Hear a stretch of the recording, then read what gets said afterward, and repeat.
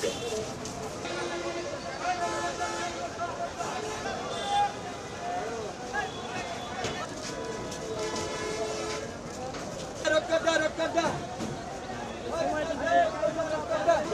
তো সাইড হয়েছি ভাই।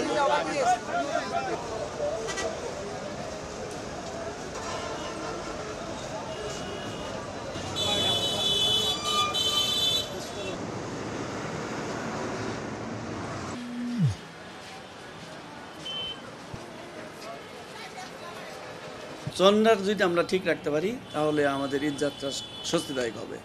এই কারণে এখানে সবচেয়ে বেশি গুরুত্ব দেওয়া। আজকে হলো শেষ ওয়ার্কিং ডে, আজকের পরেই কিন্তু এখন থেকে শুরু হয়ে গেছে আপনার গার্মেন্টসের কর্মীরা, তারা কিন্তু তাদের গ্রামের বাড়ি যাবে। এখানে কিছুক্ষণ পর থেকে প্রচুর মানুষের সমাগম হবে।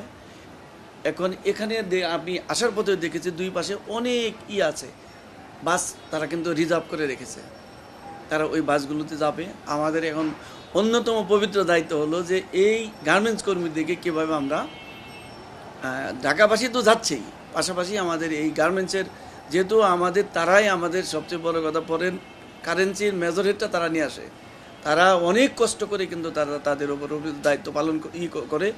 এখন আবার তাদের নারীর টানে তারা কিন্তু গ্রামের বাড়িতে চলে যাচ্ছে।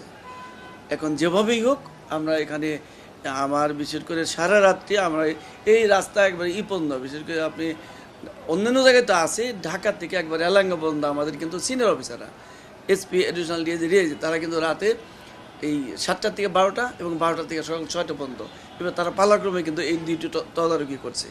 আর এখানে এবছরে একটা চ্যালেঞ্জ ছিল, সেটা হলো যে পশু আবার আসতেছে। আরেকটা চ্যালেঞ্জ সেটা হলো এবছর বৃষ্টি, কিন্তু অতিমাত্রা বৃষ্টি হচ্ছে। এই বৃষ্টি হওয়ার কারণে বেশ কিছু হচ্ছে, দুর্ঘটনা ঘটলে যদি একটা গাড়ি বাতিল হয়ে যায় তখন কিন্তু অনেক ঝামেলা হয়ে যায়। আমরা চেষ্টা করছি সর্বাত্মকভাবে। আমার মনে হচ্ছে এবারে যে ঈদযাত্রা স্বস্তিদায়ক হবে এবং ঈদটা আনন্দমুখর হবে।